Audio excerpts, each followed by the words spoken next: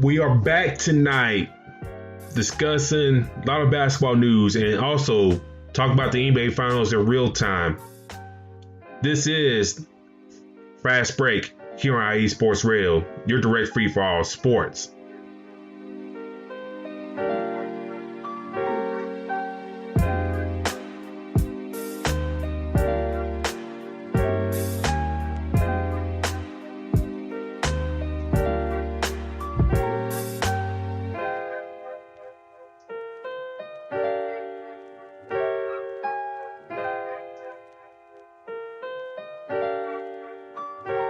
And joining us as you shall tonight, a lot of things are going on right now in real time.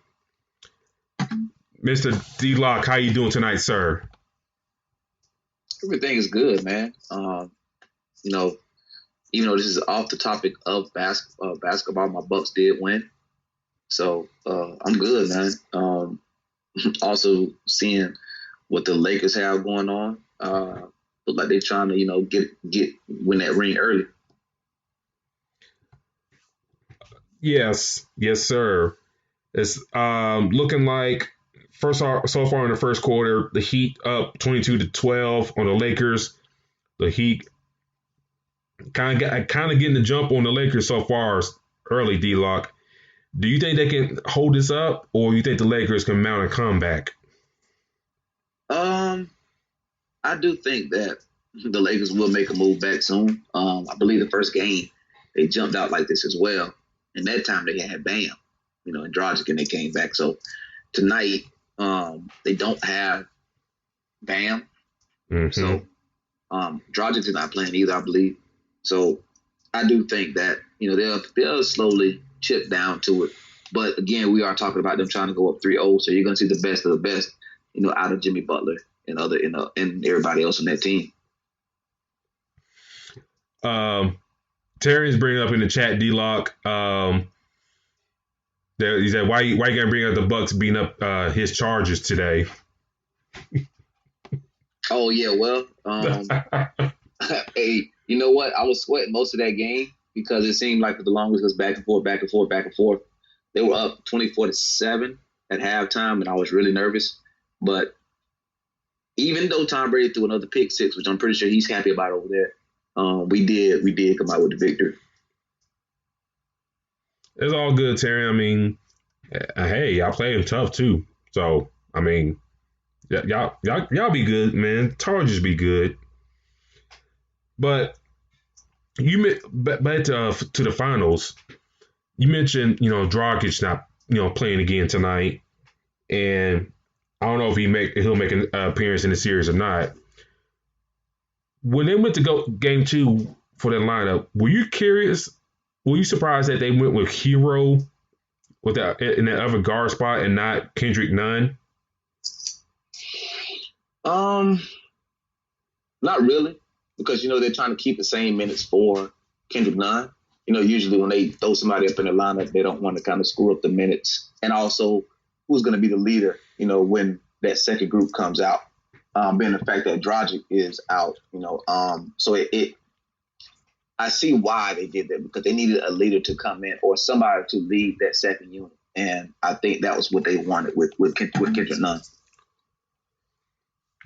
Yeah, and I thought, when, Dragic went out in game 1 and Nunn came in, he kind of brought a different change of pace, the speed and stuff like that. I know Dragic don't have that speed like he used to, but, seeing Nunn in there, that fresh face, because he hasn't really played much in these playoffs. And I know Eric Spoelstra was running that hot hand with Dragic in the starting lineup. But I thought, Nunn came in, played pretty decent that second half. And you figure like, okay, you're going to, all right, get his confidence back up and play him and start him in game 2. But you go with Tyler Hero in the starting lineup. I was like, oh, okay. Kind of curious where this goes. But, we see what happened in game 2. I tweeted out from the Fast Break Twitter account. If you're not following us on there, please do at Fast Break ISR. But it's kind of like the story that the little engine they could, but it's just like they didn't. It was not enough firepower. You know what I'm saying? Yeah.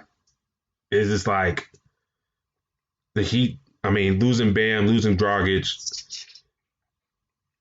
you know, and you got to depend on Miles Leonard and Kelly Olynyk to defend Anthony Davis, in which you really don't want unless that's your last result. And that's where they at, that last result right there. Well, they're shorthanded, some key players. So what we're seeing is all, like you said, the little injury that could, they only have so much. So I was giving it to, what did I say? I think I said the 6, I believe, game 6. Mm-hmm. I don't think so anymore. Yeah, it sucks that, that the injuries happen and, you take away, the best components of the series. Like, I was real curious to see how Eric Spoelstra will use Bam in this series, how he will use him defensively, mainly. How much time will he guard LeBron? How much time will he guard Anthony Davis? Those type of matchups that I was real curious about. Yeah, because it's a good combination and see how does Bam line up against them.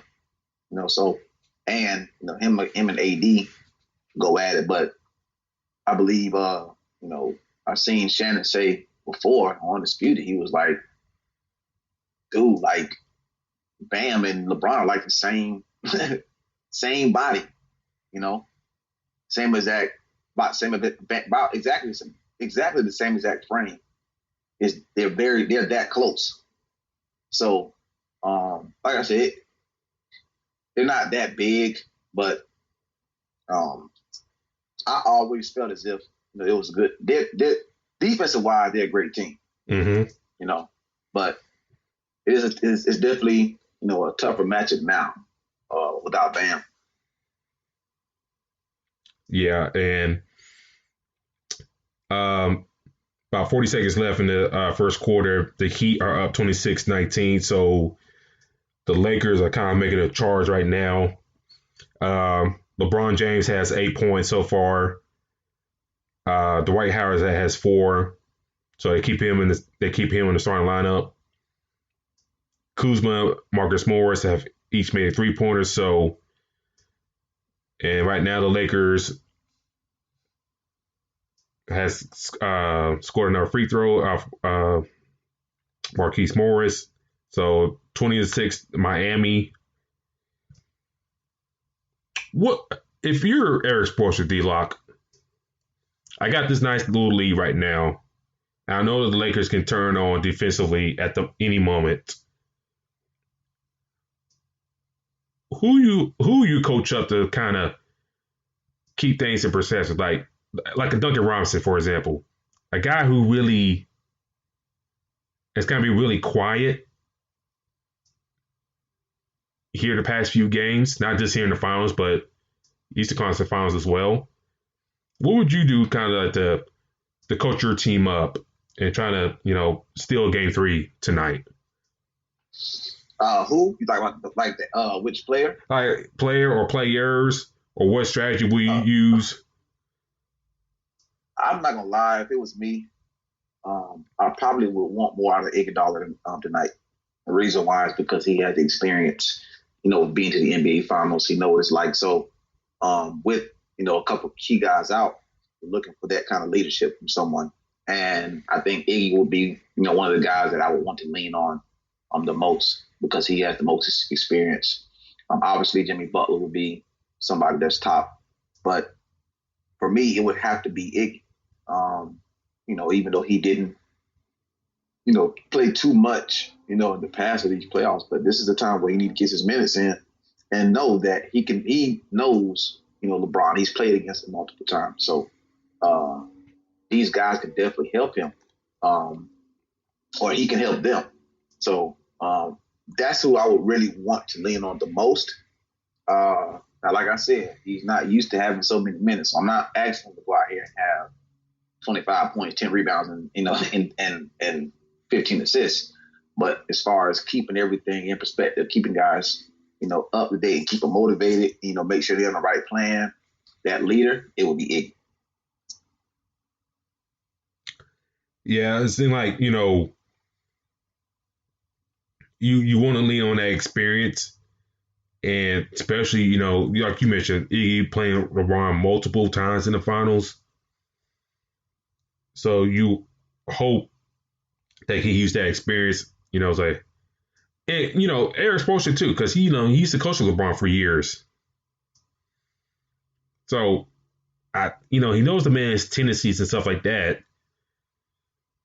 And you would think, him and Pat Riley probably cook up something to, to neutralize LeBron at best.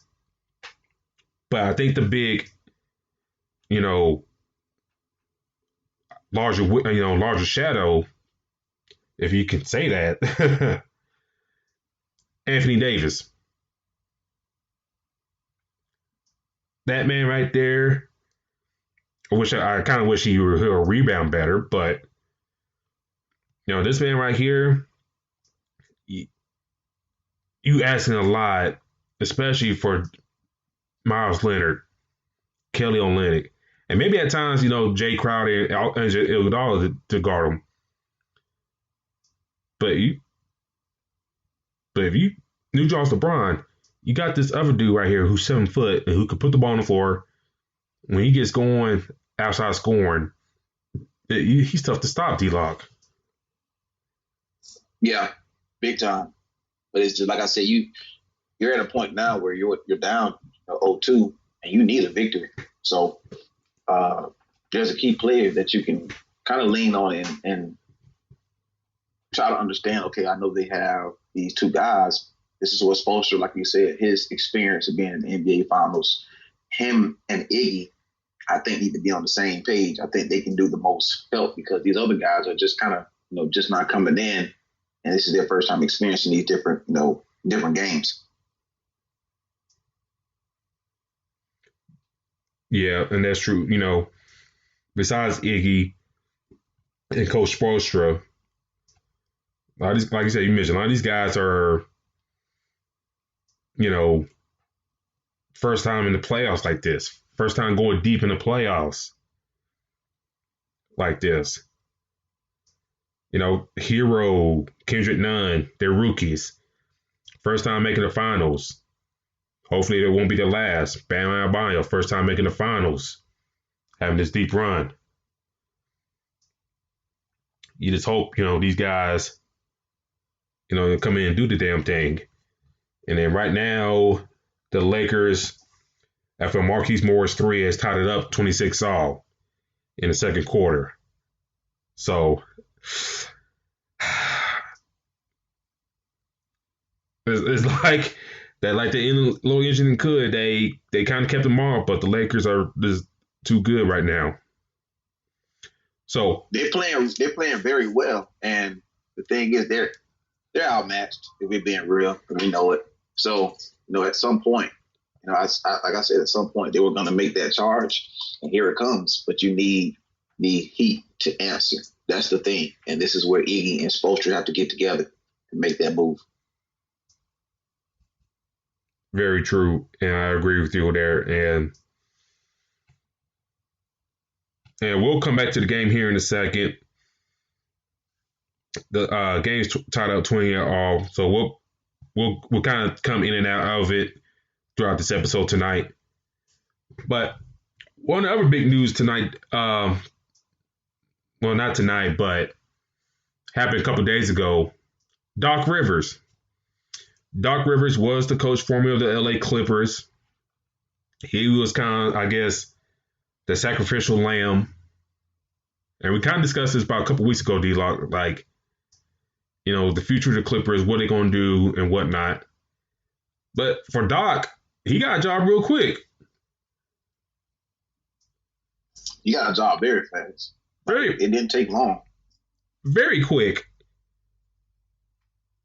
And this man has wound up in Philadelphia. He has signed a multi-year deal with Philly to coach Joel Embiid, Ben Simmons, Tobias Harris, and others. D-Lock, what are your thoughts on the hire for Philadelphia? Is he the right fit for this team for right now? To be honest, I think he is a good move. I think that's a hell of a hire. I believe that Tobias had one of his, better seasons with the Clippers when he was actually the coach there when he was in LA. So I think it's a great move. But my thing is, the impact that he have to do with them is more so about, keeping the focus, right? Like Jimmy Butler was there. There's a reason why Jimmy Butler left.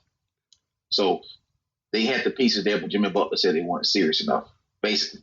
So that's what you're going to have to get out of. Like I said, Joel Embiid, Tobias, Ben Simmons. These guys got to be better. We've been talking about Ben Simmons shooting. He has to get them shots down. He has to be able to shoot a lot better. We talk about Joel Embiid being injured, not staying healthy. He got to keep, stay healthy. He has to make sure he's doing the extra thing, the rehab or whatever, to make sure he's not putting himself in, worse situations. So a lot of the times when you hear this about this hire, it's a great hire, but these players got to take it serious. And I think if they do, they can be competing, getting into, the playoffs, getting deep in the playoffs. How about, it's like, I don't know, for Phillies is like, I don't know, you need a kind of new up-and-comer, per se. I don't know. I thought for me, for Doc, I thought maybe he just kind of needs like to clear his head for a year, and then, after the next season, come out and choose your spot from then and there. I mean, I know he came out and said, I'm not, go relax and nothing like that. I won't continue coaching. But I just felt like, it's just like, man, you go from one situation that, had title aspirations, and you kind of fumbled that, but not entirely your fault. Well, sort of, kind of. Anyways, you go to this situation here. You don't know when you get Ben Simmons healthy. That's for one.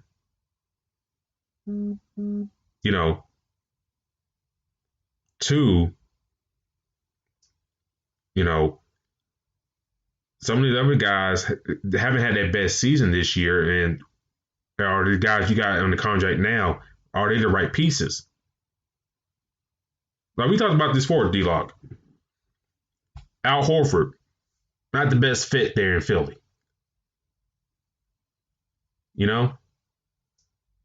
Tobias Harris, like you mentioned, had one of his better seasons with Doc in him in Clipperland.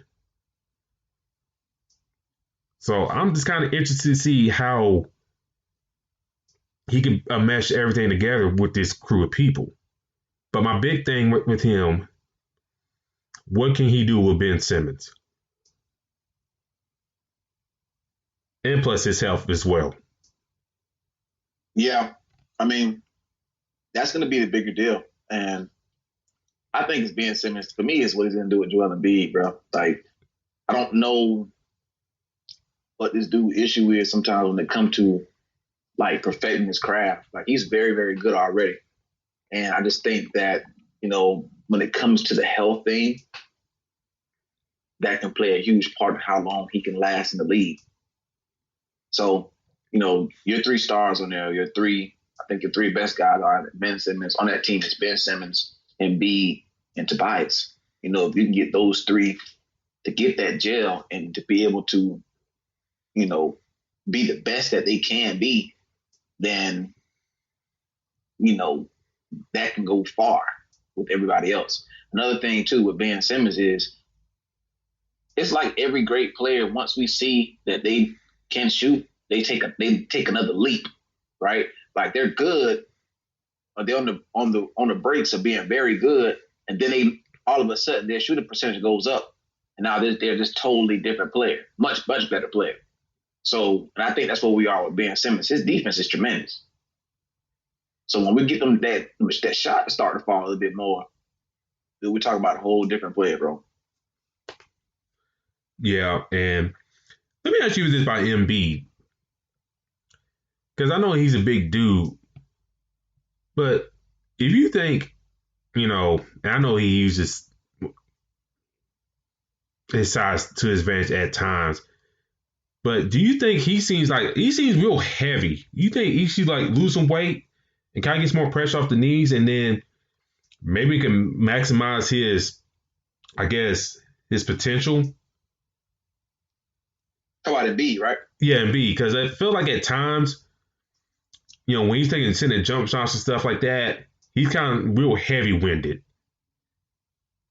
And I feel like if he lose at least 20 pounds or so, I think he may be a different player. This in my eyes. He will be. And that's what I mean by sharpening up. Because it doesn't necessarily mean, okay, he has to shoot better. Maybe it just means he needs to be a little bit more fitter, right? Mm-hmm. We heard about Jokic, before COVID. Well, after, when he came back, I guess they say he had abs. And before that, I guess he didn't.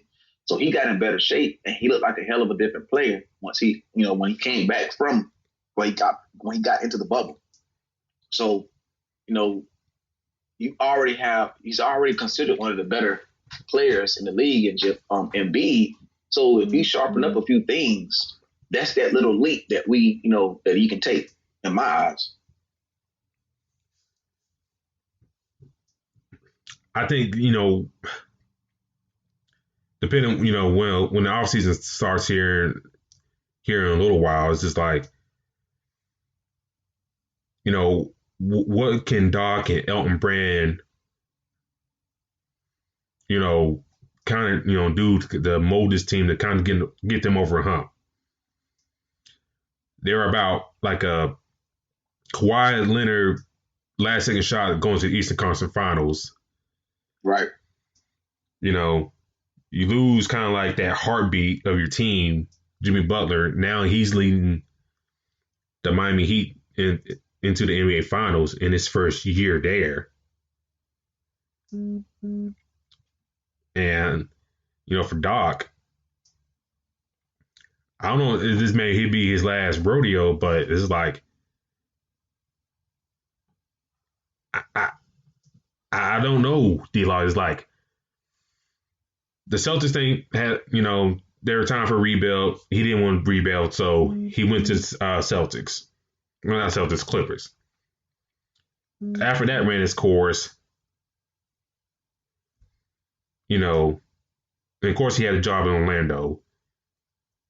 But, in the Grant Hill thing. Anyways, but now he's here with two guys about to be in the prime of their careers.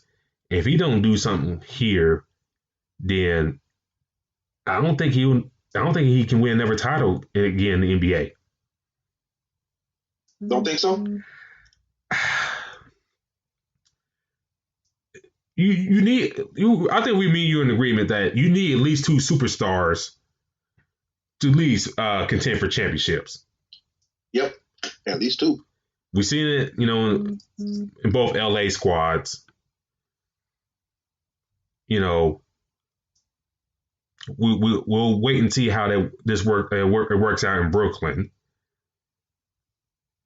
And we'll get to Kyrie's comments in a little bit. Mm-hmm. And, Houston, Russell Westbrook, James Harden, Dallas, Doncic, Porzingis, the Nuggets, Jokic, Murray, Denver, McCollum, Lillard. You need at least two guys to, carry you. And with these two guys who are the best in their positions, he gotta at least take those boys to the finals once.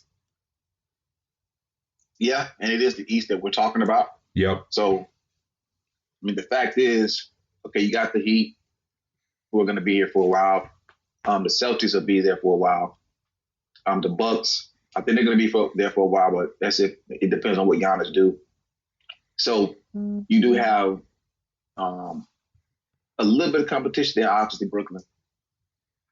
You do have a little bit of competition, but with the guys that he do have, there's a good possibility that they should be able to go or go deep in the playoffs. But again, this is one of those situations where, like I said, I'm usually how I see it as far as a fan. I think we talked about this before too.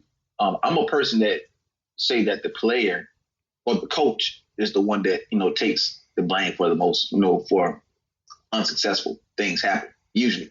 But in a scenario with Philly, I guess they did fire Brett Brown, but also look at what has the two big stars have done. What has Embiid done to stay stay in good shape? How has Ben Simmons improved the shot? So again, it's gonna fall onto Doc if they don't make it. But I think he's gonna make sure that, hey, I need you guys. You are my two best guys. I need both of y'all to be at y'all best. We seen what happened this past year, where basically Kawhi Leonard came over there and acted like he was the coach and the general manager, and the player just taking games off when he wanted to, and then Paul George is turned to George Paul in the playoffs, didn't help anything. So for me, I think that he's going to probably learn from that and push forward with Philly. Now, do you think? I wanted to know what you thought about this. Do you think he should have took that Houston job instead? Man, that's tough. My thing with Houston, I guess they're not going to let go of Daryl Morey, even though I think, he should be let go just because, okay, you kind of did all you could here. What else can you do for us? And we're no better than what we were in that situation. So the Houston job,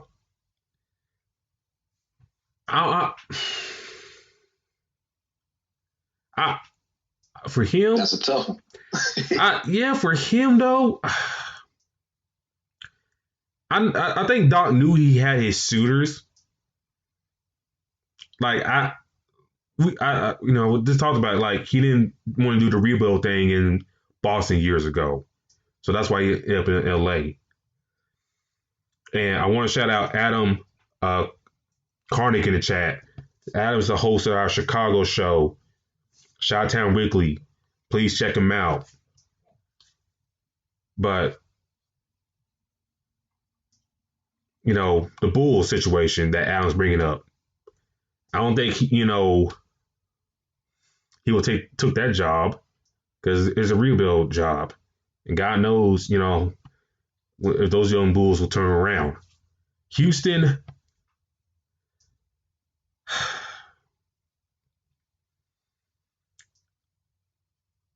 if I was him, I had to have some extra pieces. And the thing with Houston, there's no lateral movement at the moment. Like, okay, if you come in and try to trade Russ, how much can you really get for Russ? Compared, to the rumors that we're seeing about Joel Embiid and Ben Simmons. Like we talked about this last week in a couple weeks. That number 2 pick from the Golden State Warriors, that's going to be if not one of the top key things in the offseason.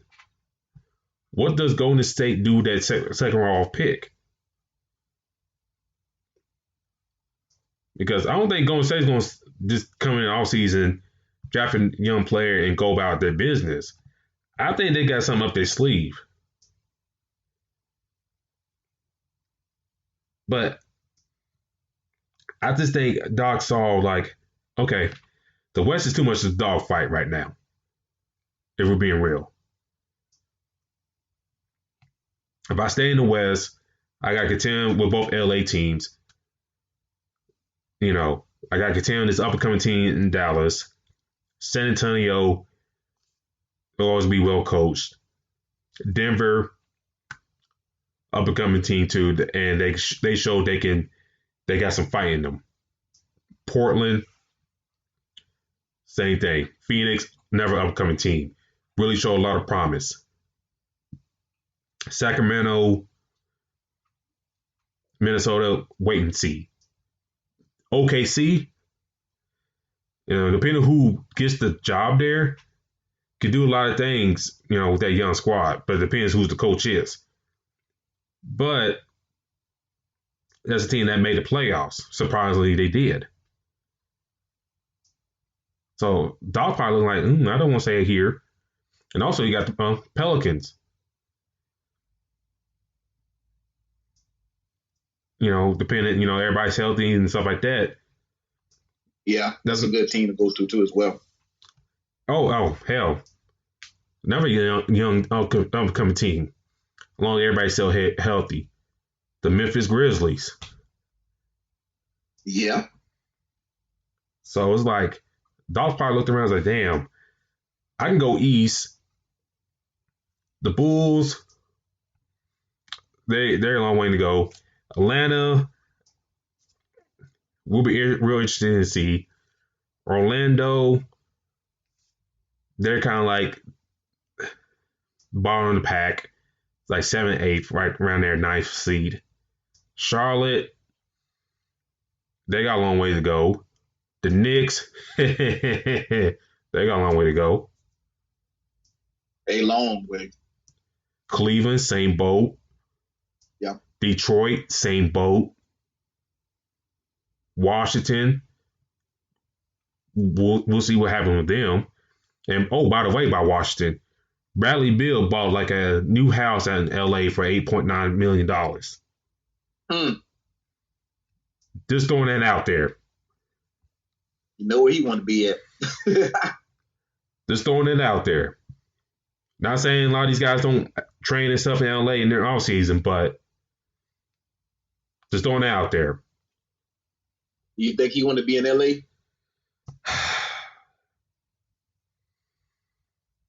I mean, the situation no better in Washington. I mean, the only place you can get if the Wizards trade him to get value is from the Lakers, because the Clippers got no assets left.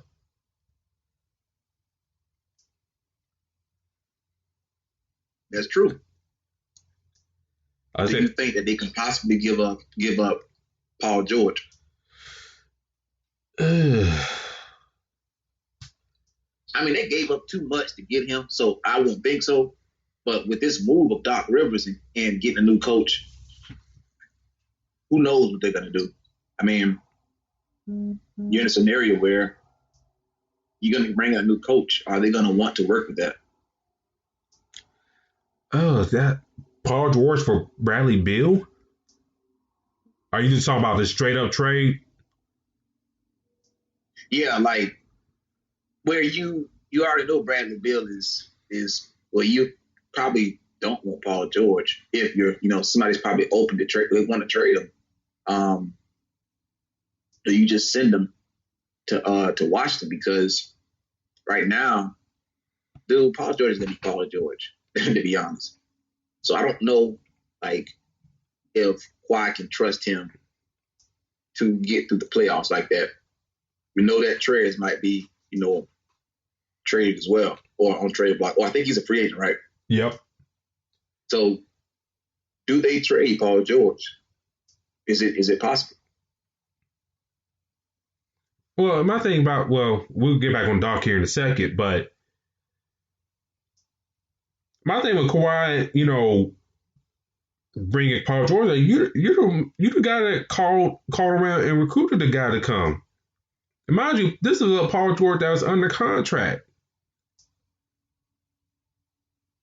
So, I mean, you not necessarily had to get him, but you brought the guy there. I mean, we talked about this last week. Jimmy Butler. If you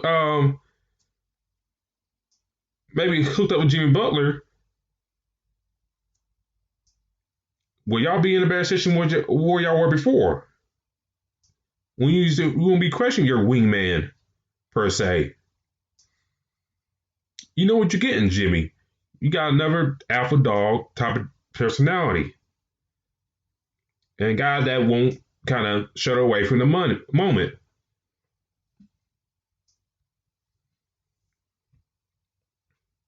But Bill for Paul George, ooh. That's a tough one. And the thing is, if you trade Paul George, you're thinking about all the draft picks you gave up to trade for him. So, even if it's not Bradley Beal, and I know it kind of went off top a little bit because Bradley Beal got a house in LA. Even if you were considering to trade him, you have to get something that is going to not make you look stupid for trading for him. Yep.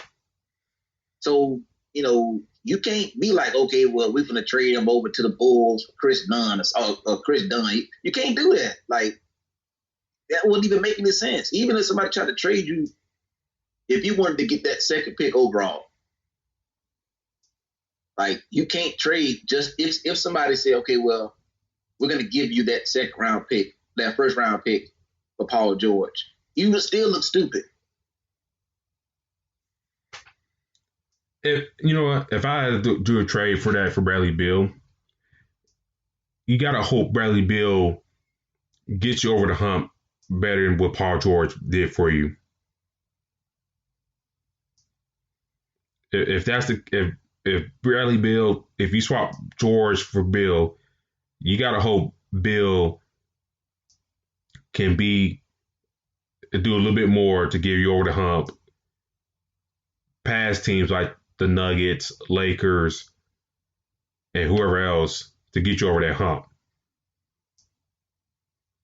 And to kind of tie back to Doc, it's kind of like a weird situation to begin with because if for some that don't know out there, Paul George used to date Doc Rivers' daughter. And then Paul George stepped outside the relationship and got with somebody else and is married to that somebody else and got 2 kids. So it's always when Paul George went there, it's kind of like, can that really work? You know what I'm saying, D-Log? Yeah, because the thing is, that makes it very awkward, man. Like, if we being, real, like, you trying to keep it business, but you have your personal relationship going to work. So we don't know how that kind of affected anything, but these are, like I said, dude, when Kawhi got to LA, this man walked into the press conference like he was the president. Mm-hmm. And everybody treated him as such, it seemed as if, he just won a championship, was just NBA Finals MVP. That's how it seemed like they treated him. And it's like he was the one calling the shots.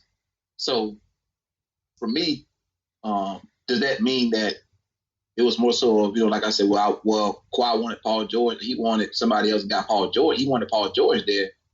Is that something that Doc was like, okay, well, I really don't want to deal with him, but to get Kawhi to come here, this is what we have to do. Grab Paul George. Like, that made it very awkward.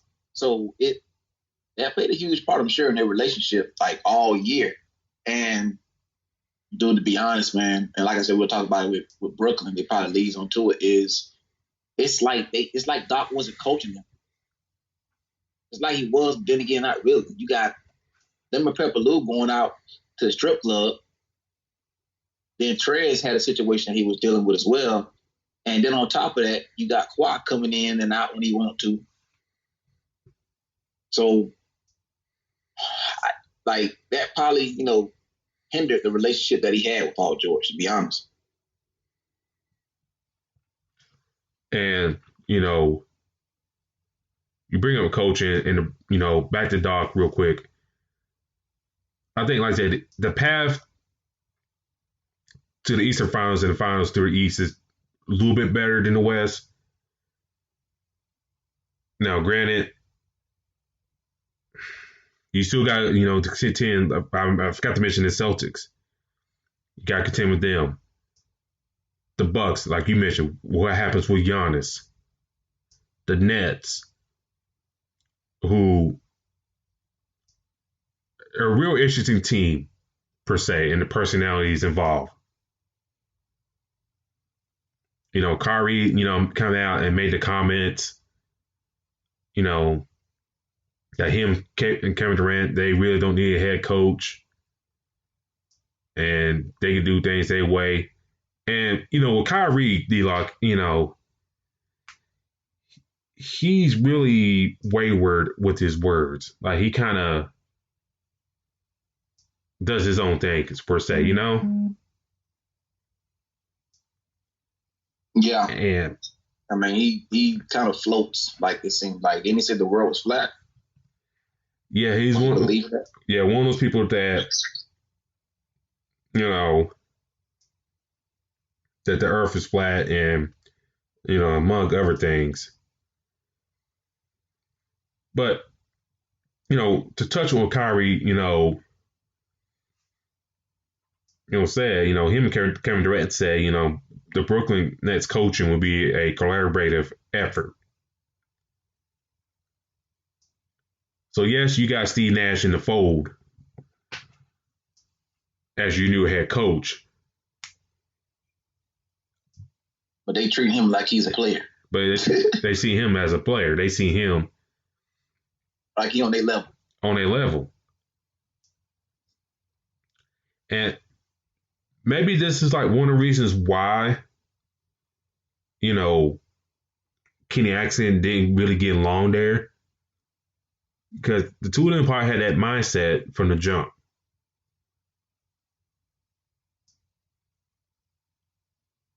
Because if you think about the places that KD has been in his career, or the coaches he has had, Scott Brooks. I forgot who he had in Seattle. It's letting me blank. But, you know, Scott Brooks, Billy Donovan, Steve Kerr. These are guys are kind of like, I don't say take charge personalities, particularly, you know, Donovan and Kerr, but they commanded respect. But Steve Nash, we really don't know if he can. Nah, the way they talking is just not. The way they're talking is reckless, dude. Like, if we're being real. Right now, to me, you know, they're saying they don't really need a coach. They're thinking it's like street basketball. So dude's acting like Uncle Drew, to be honest. I feel like this is going to be kind of similar to the Clippers scenario already. Now, we know that Kyrie and Kevin Durant are guys, but it seems like they feel like they run the show. So now it's more things that he said on the show to talk about as far as the whole on another night he can finally trust somebody else to take that last shot. But to me, he's making it seem as if it's going to be super easy for both of them. And players teams would pay attention to that and say, well, he think this is easy. You know, we're playing against them. They think it's kind of easy. You know, they will get ready for that. Now, this team is loaded now. Don't get me wrong. This team is very loaded. But to say that, well, we don't need to have a coach draw up anything for us. We kind of can just do this on our own, or we can go grab somebody off the street, the coaches. Like, nah, I think that doesn't help anything at all, especially with Steve Nash coming in. And you in coaching, you need structure. You know, when I coach the age groups, I do. you need structure. Okay, this is my philosophy here, and we're gonna execute it and stuff like that. Like I like playing fast and loose and stuff like that. Get up the door, rebounding, we running gun, outlet and stuff like that. But in that structure, I want nice clean passes. I want smart passes. Moving out the basketball. Set a screen for somebody. If you do those things there, have fun with it. You take the open shot. You know what I'm saying? Playing smart basketball. Having fun with it. But it seems like these guys are kind of take that fun away and that structure away from Steve Nash from the get-go. And, for Steve Nash, you got to reel those guys in early or, we're going to talk about Steve Nash a couple years down the road. Like, well, damn, dog, you had this type of talent here, but you didn't do nothing with them, or you couldn't, or you've been hearing stories coming out for the New York Daily saying that, it was like real ugly behind the scenes with Kyrie and Steve Nash. And you don't want that if you're Steve Nash. Nah, definitely don't. So I just hope Kyrie don't, get ahead of himself. In my eyes, like, just come in, I'm pretty sure him and Steve Nash have talked. And just come in and kind of go his style. We seen Kyrie trying to do his own thing by himself or whatnot. It hasn't really worked. You know what I'm saying? His way things has not really worked. Well, if you look at the Celtics now, mm-hmm. they look a lot better. And even when he was there, they played better without. Mm-hmm. So, you know how they have things that happen, and it's like, what is the common denominator? He's the common denominator of that. It's like at some point, with the Nets, same thing. They were playing pretty decent, but then if you notice, he wasn't there. It didn't look that bad. So he's a good player, but I think Kyrie is going up. He's barking up a tree where he doesn't want to be up. And the thing about it is he's that player to where you're starting to be like, do I want that trouble? Do I want to have this person on my team, or do I want all this baggage? Being jealous of LeBron at one point, saying he wanted his own team. Now he's on the podcast basically saying they don't need no coach. Like, how long has this dude been in the league? It's been in the NBA now? It has been over 8 to 10 years? Ooh, let me look. It has to be. He's been there 2011. He's been there 2011. Okay, so it's about. So to me, that whole phrase from the late great can't think of his name right now. You are who we thought you were, and that's what he is. He's been doing this over and over and over. So it's getting to the point now where it's like, yeah, you're a great player. You're a very, very good, very great player. But like I said, without LeBron, the Cavs are still in the lottery pick every year with Kyrie. Yep. So, I mean, is this what you kind of want to deal with? Now, we are talking about, to me, arguably the second best player in the NBA and Kevin Durant, because I still think that LeBron is the best. It's going to be, a great addition. But could it cause more harm than help? Because he basically is, already on the podcast saying what he's saying. Now, my thing is, that was the first episode, right? Yep. Dude, that's the first episode. The first. And he already said that. Imagine what else he's about to say.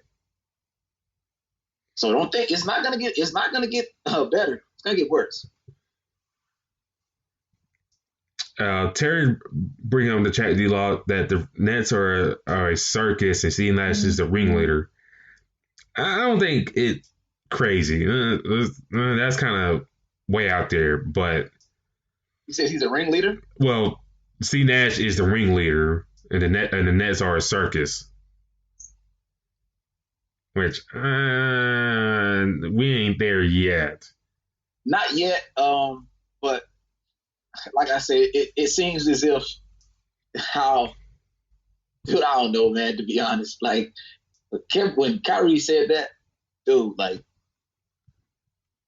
can you imagine? Like this thing, how this dude is gonna be when they're trying to draw up a play and he doesn't like it.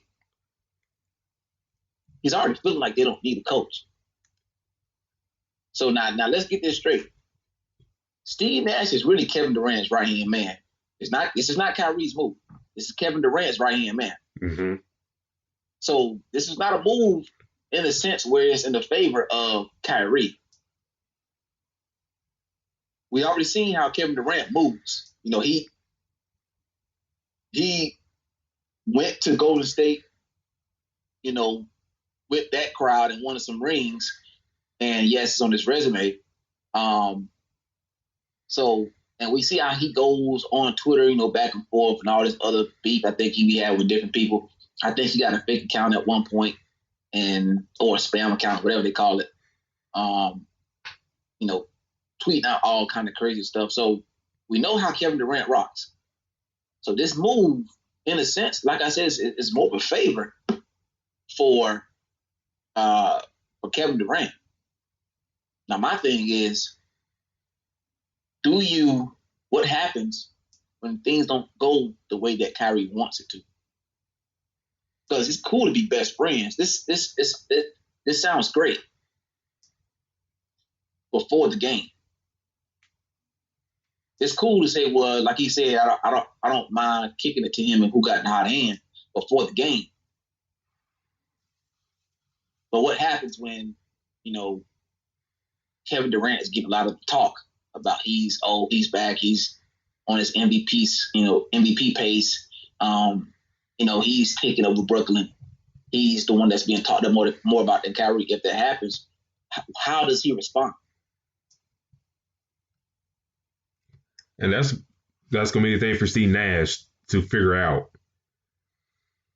Steve Nash that, you know, that we didn't know that was like really interested in coaching, and now he's in this prime position to kind of steer Brooklyn, you know, kind of like ever since the move to Brooklyn, it's like they had decent teams, but it's like it's like the noise is there, but no substance. And now you're in position with Brooklyn, with Kyrie, with KD, with Steve Nash in the fold. You know, the role players you assembled there with DeAndre Jordan, Jared Allen, Caris LeVert, Spencer Dinwiddie, Joe Harris. You know, I forgot the guy from Europe's name. I forgot his name. But you got a real nice cast along with you that you should be making some more noise next year. You know, you got Doc in Philly now. The Celtics are going to continue to mature and grow. You know,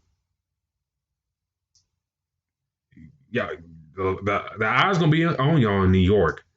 The Knicks, forget about them. The Knicks really had. Yeah. The Knicks haven't won a championship since what? The 70s, I believe. 70s to the 80s, yeah. It's been a while. But see, what happens is Brooklyn, I believe at one point, you know, Kevin Durant was saying, well, he just want to go out there and play ball. But you remember, for the most part, it was about winning titles. But he didn't want that shine of that pressure that does go along with being a New York Knick. So for me, the pressure is going to be there because he is considered, the best player in the league to a lot of people. So, and Kyrie being in that category as top, I would say top 10. No. Yeah, top 10, top 15 in the league, player-wise. So you have these two on the team, similar to the Lakers having AD and LeBron. They got the pressure. No matter if they was in Brooklyn, no matter if they was in Utah, no matter if they was in Seattle, Orlando, wherever, these two are supposed to be one of the top greats that are going to be Hall of Famers at one point. So we got to see what's going to come out of it. And I mean, like I said, it sounds like it's going to be very special, but just the start of saying that you don't need a coach from the player, with his already is pretty, really good. I ain't too liking that comment. Yeah, and we'll end in this. Like I said, I think we're both in agreement that hopefully Steve Nash can curb Kyrie enough and kind of bring him in the huddles. Like, hey man, this is what it is and stuff like that. And I'm pretty sure Steve Nash will be lax and stuff like that and certain things. He's a 2-time MVP, multiple time All-Star for nothing. He's been playing the game for a long time. He knows the game in and out. So he ain't gonna be, like a Jim Bowling and, you gotta do this, you gotta do that, blah, blah, blah, blah, and stuff like that. No, he ain't gonna do all that. Yeah, that's true. But, but like I mentioned before about the structure, okay. Yeah, I'm gonna be lax on some things, but if you do these core things for me, we'll be all good and gravy. But it depends if Kyrie can buy in. And we kind of seen that in Boston that he really didn't buy in. And crazy point, it's kind of beneficial for those Celtic teams that he wasn't there in that playoff run because Jason Tatum kind of blossomed. Jaylen Brown blossomed. These young dudes stepped up and they almost went to the finals that year, a couple years ago. Well, if you think about it, do you think that we can say the same thing about Karis LeVert with Kyrie being out? Because, I mean, Karis LeVert was already somewhat pretty decent player to talk about, but it just seems like with Kyrie not playing in the bubble, Karis LeVert had more on his shoulders. And I not blossom all the way up to what Jason Tatum is. I don't think that. But I just think we see more of what Karis LeVert can do. Like how much of he can play a huge part in this team next year. That's why, like I said, this team is somewhat pretty deep. So, you got him, you got Spencer Dinwiddie as well. So you got the pieces to where, your second unit or these different rotations, dude, you got a lot of players that can catch fire at any point. So how do Kyrie take that? Because if I'm not mistaken, or if I'm not, and you can tell me you can agree or not, but I feel like this is a similar situation that he was in Boston. They got all these different pieces who can score. Remember that he had some Jason Tatum, Gordon Hayward just got there, I believe. Yeah, and then unfortunately Hayward got hurt in that first game. Hayward got hurt, yeah. So Jaylen Brown had some pieces, and now all of a sudden we see the Kyrie that doesn't want to be bothered, or now him not having kind of the shine on him shows his true colors a little bit, because we didn't hear too much about this in Cleveland before LeBron got there with him. Because they were garbage. We didn't hear. Yeah, they were garbage, and we didn't hear him talking so much of, we don't need a coach and all these different things that he's saying or how he's acting. We didn't see him act like this when he was in Cleveland. But then once LeBron gets there, they win the title and things start to happen. Now it's, oh, okay, well, I want my own team, or, you know what I'm saying? Like, now it's back to, well, I want to focus kind of on me. So that's why, like I said, this is how many times are we going to see this happen? Like, and keep nullifying the fact that this is what he is. I wouldn't be surprised if we've heard that he want to leave Brooklyn in like 2 years, bro, like 2 or 3 years, because they have so many pieces. Kevin Durant is going to be Kevin Durant. We know that. So if he is, and when he is, that's when, okay, well, this is my best friend. How does that work? We'll say, you mentioned, like, we seen Spencer Dinwiddie. We'll wrap this up. We seen Spencer Dinwiddie go off. We seen Caris LeVert been going off, especially in the bubble.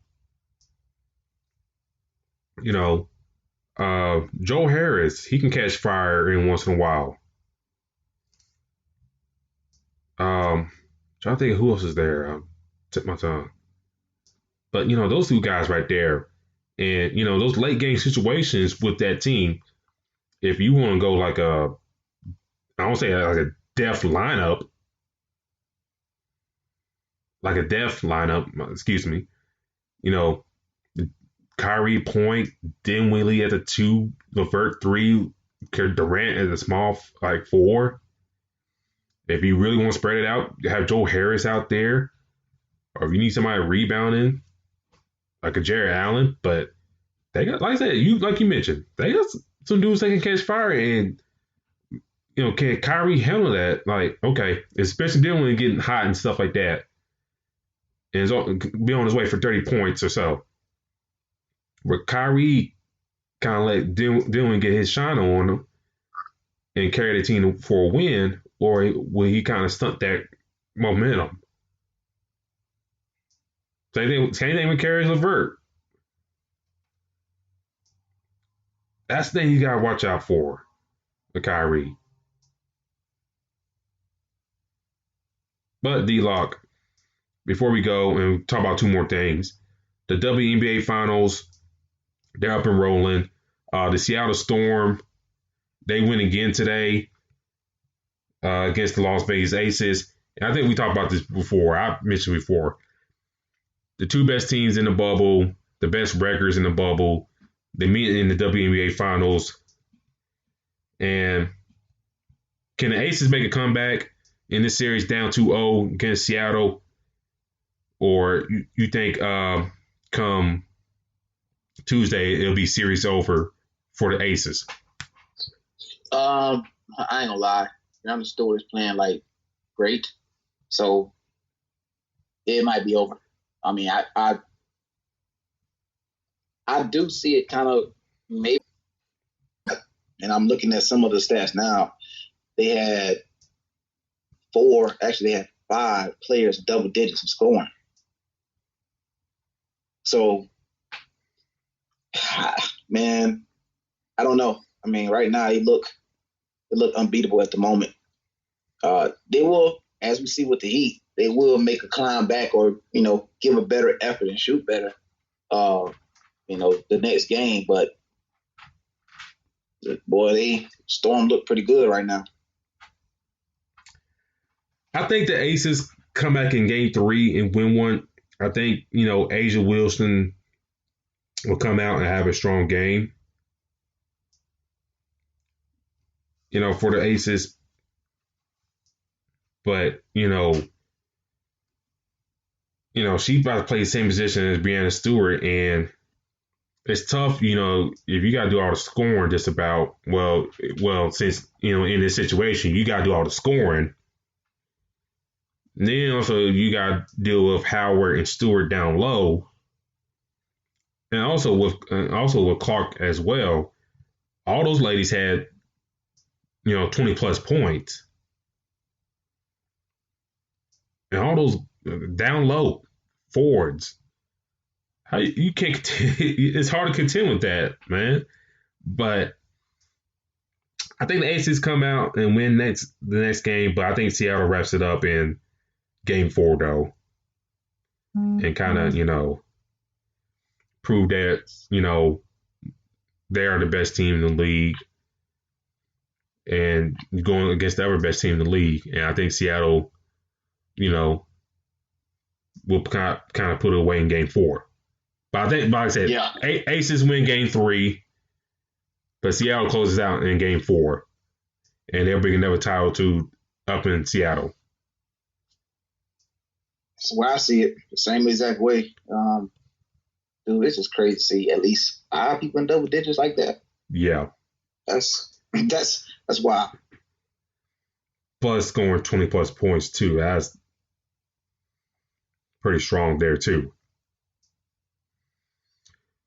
But before we head out, ladies and gentlemen, to update the game, Game 3 tonight in the NBA Finals, the Heat are up 66-54 on the Lakers. The Lakers are taking a full timeout. Tyler Hill made a 3-point shot. Seems like right now, D-Lock, the Heat, the Lakers have made a comeback, but they seem like they're keeping them at bay so far. Yeah, it's going to be hard fought. Down 2-0 already, so the Heat are going to give everything they can. We don't know the full news of Dragic and Bam for the rest of this series. So they're trying to get, at least get one victory, because if you go down 3-0, the chance of you winning is very, very slim. And then just looking at the stats right now,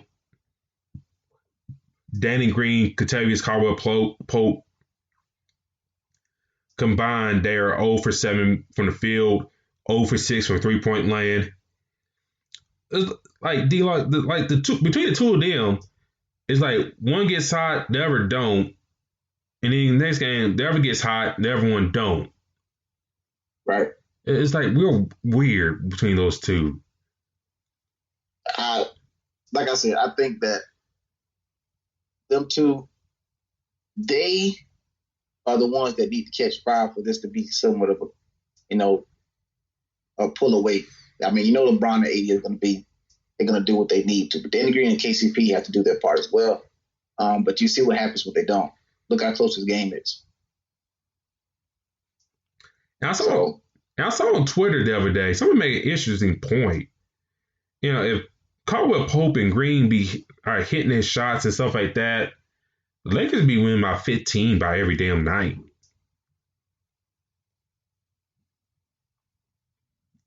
That's how scary this team really could be. Right, if they hit these shots, you're correct. And looking now, Anthony Davis has 5 points, 4 fouls, 2 rebounds. So they kind of neutralized Davis out this game. So far, so good. If you go to the Miami side, Jimmy Butler is looking like on his way to a triple-double. 19 points, 8 rebounds, 8 assists. Jay Crowder, 10 points. Iguodala has 2 points so far. Kendrick Nunn has 4, but he has 3 personal fouls. Duncan Robinson has 10 points. So they keep this effort up, play strong defense, and it seems like they're doing a great job neutralizing Anthony Davis. I think they can go a long way. And Jay Crowder blocks Anthony Davis' shot. So it seems like they're neutralizing Anthony Davis. That's they know that he's the focal point of everything. So if they contain him, then they have a shot. But also, dude, even if you contain him, the KCP and Danny Green catch fire, man. We're having a different conversation. And Miles Leonard with the personal foul. So we're going to leave it at this point, ladies and gentlemen. Lakers are down double digits. I think the first time they have been down double digits in this series. So we'll see if the Lakers can make a comeback. And if they do, you can kiss this series goodbye for the Miami Heat. But like I said, he's doing a great job. Spoelstra has made his adjustments defensive wise, and we'll see how things go for the Heat. But thank you for listening. Late tonight, ladies and gentlemen. We'll be back here again next Sunday discussing more about the finals. If it does wrap up by next week, which I think we both assume so, we'll discuss about the series in whole and about the season and the season in general, and hopefully talk about other coaching news that breaks as well. D-Lock, how can people find you on social media? You guys definitely can find me at Black-813 on Twitter and Instagram. I also have a YouTube channel, Dentarius Lock. So once you see me on Twitter or Instagram, you'll see that. But that's where you can find me. Also on the big news, go Bucks. Don't know where they can find you now. You can find me on Twitter at Spawn4288. Also, I do another podcast on the side, The Crooks Process. You can follow me on Instagram and Facebook. If you follow The Crooks Process on Podbean, please do. I recently dropped the episode a couple days ago. D-Log talking about Vince McMahon kind of hustling backwards with his quote-unquote independent contractors. So I do talk about that.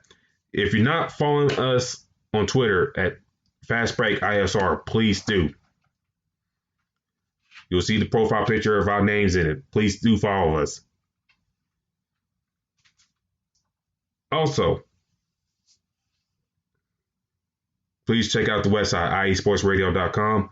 We sell a lot of merchandise. So please go buy a shirt, support us, and so we can continue doing this great show for y'all. But until next week, ladies and gentlemen, I've been Davidson. That's been D-Lock. That's been Fast Break. We'll see y'all next week.